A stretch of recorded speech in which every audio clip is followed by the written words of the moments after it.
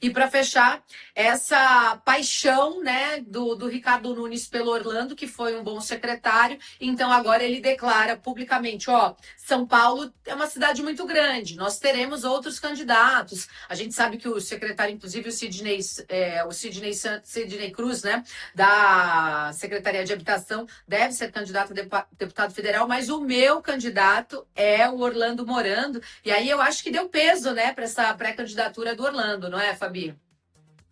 Eu acho que ele sai muito fortalecido, até porque a aprovação do prefeito Ricardo Nunes aqui em São Paulo é alta. O Orlando ainda contou com todo o apoio ali do ABC também, na sua filiação. E tem um outro ponto aí na política hoje, né, Gabi, que a gente vai ter o desenrolar no decorrer da tarde, que é justamente essa questão aí do anúncio de Ronaldo Caiado como o candidato da terceira via aí pelo PSD. Eduardo Leite já se manifestou a respeito, dizendo que ficou desapontado sim por não ter sido escolhido e que o PSD aí opta aí pela polarização mais uma vez. Mas também a gente, Kassab, você sabe muito bem desse bastidor melhor do que todos, que sempre foi um grande estrategista. Parece que ele perdeu um pouco a mão aí com essa filiação do Ramute, porque agora o MDB também não apoia a candidatura aí do presidente Lula, do PT. Ficou um jogo de xadrez bem difícil de sair. Ficou difícil, Fabi, mas antes da gente chamar o vídeo do Eduardo Leite, eu fiz uma análise rápida aqui, olhando as informações, as notícias e vendo todo esse movimento. O Kassab não é amador, eu acho que ele é um dos maiores articuladores, quiçá o maior do Brasil. Com esse movimento do MDB, ele ficou livre para negociar com Lula, para negociar o nacional. Então, esse jogo aí, ele vai mudar. Ele vai mudar. Quem achou que o Kassab estava ali errando a mão, estava ali dormindo, ou que fez uma escolha errada, ele estava bem na frente de todo mundo. Agora, com esse movimento, o MDB pode ser que perca um espaço lá em cima e sobra aí uma avenida para ser navegada pelo Gilberto Kassab. Pelo menos essa foi a minha leitura, tá? De todo esse movimento. E essa filiação, esse anúncio, né, acontece às 4 horas da tarde na sede do PSD, no edifício Joelma. Mas antes disso, vamos acompanhar o vídeo aí publicado nas redes sociais do governador do Rio Grande do Sul. Acompanhe.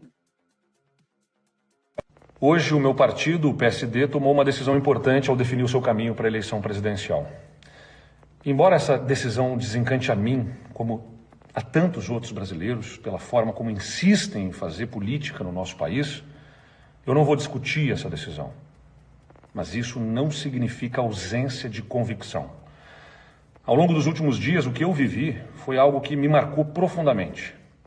Eu recebi manifestações de apoio de lideranças políticas, de economistas que ajudaram a construir momentos importantes do Brasil, de pessoas da sociedade civil, de cidadãos comuns. E todas essas vozes apontavam na mesma direção.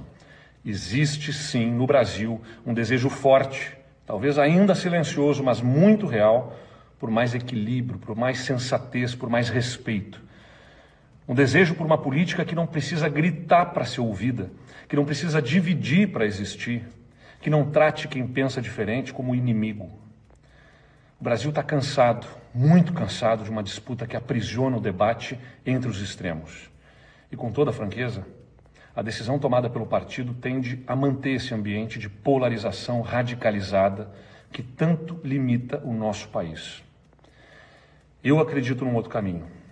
Eu acredito num centro liberal, democrático de verdade, não como uma posição de conveniência, mas como compromisso com a conciliação, com o diálogo, com a construção de soluções reais.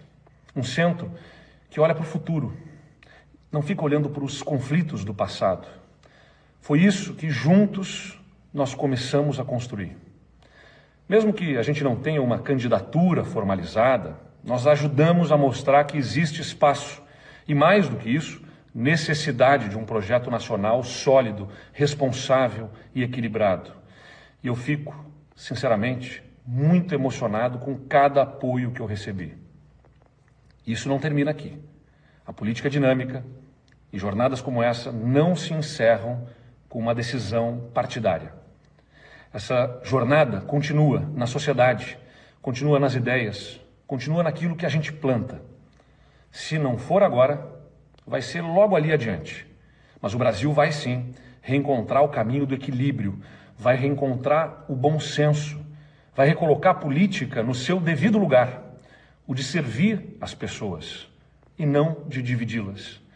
E eu sigo comprometido com isso, leal ao Brasil, hoje, amanhã e sempre.